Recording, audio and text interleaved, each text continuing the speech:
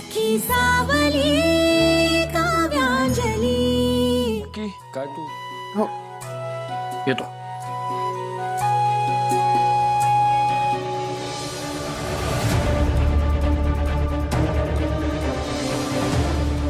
हा असाच प्रसंग की अशीच टक्कर याआधी घडली असं का वाटतं मला?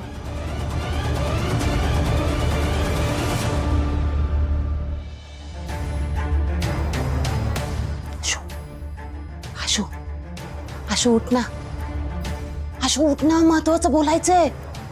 आशू खोरटी पण ना।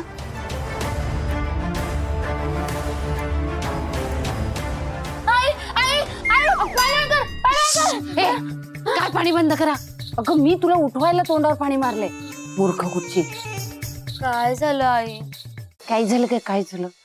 हे बघ, मी मधुराताईंना भेटायला गेले होते, त्यांच्याशी बोलले, सगळं व्यवस्थित, चांगलं घोळात घेतलंय। त्या अंजलीला घरात घेऊन घ्यायला तयार सुद्धा झाले आहेत। आता फक्त पुढची जबाबदारी तुझी। माझी? माझी कसली जबाबदारी? आशू अगं असं काय करते? त्यांनी अंजलीला घरात ठेवलं जरी असलं तरी अंजलीने प्रीतमच्या समोर यायचं नाही, हे तर आहेच। मग आता तू प्रीतमच्या जवळ जाण्याचा प्रयत्न कर। त्याला काही हवं नको बघ, त्याच्या मागे पुढे राहा, त्याची सेवा कर, म्हणजे तो तुझ्या प्रेमात पडेल। या घरची मालकीण होशील तू। आणि असंही त्याला अंजली आठवतच नाहीये ना? पण निकिता तर आठवते ना त्याला।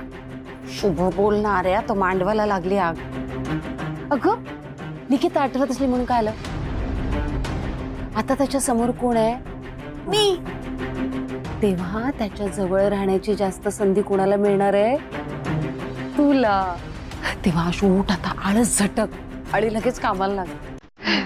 अगं काय आहे ना, तू ह्या घरची सून आहेस, सासर आहे हे तुझं।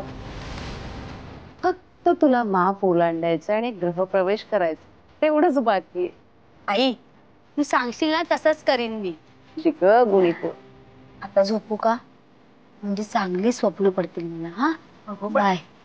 शू अगं ह्या मुलीला खावटी।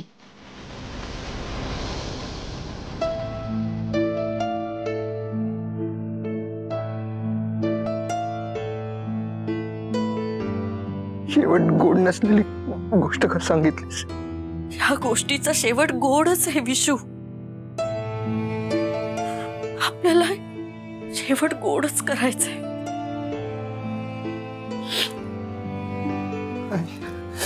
मला तूच कसं होईल? होईल ना, हे बघ, आपण प्रयत्न केले ना की सगळं ठीक होईल। हे बघ, तू जसा विचार करशील ना तसं तुला जग दिसेल। कावीळ झालेल्या माणसाला जसं जग पिवळं दिसतं ना, तसं सगळेजण तुझा राग करतात, द्वेष करतात असं तुला वाटतंय। नाही आई, मला आई तसं नाहीये। पावलोपावली जाणवतं आई, मला वेळोवेळी हे जाणवतं।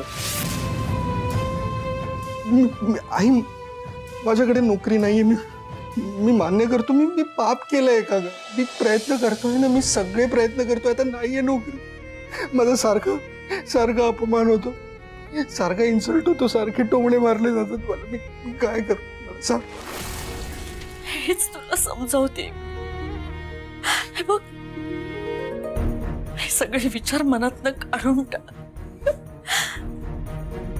तुझ्या मनाची पाटी कोरी कर, म्हणजे सगळं जग तुला सुंदरच दिसेल। आम्हाला तुझा सुखी संसार बघायचाय बाळा। तू जरा जरी समजूतदारपणाने वागलास ना, सगळं ठीक होईल। जसं काव्या वागते ना, अगदी तसं। वाटलंच मला, तू तुझ्या लाडक्या सुनेचं नाही,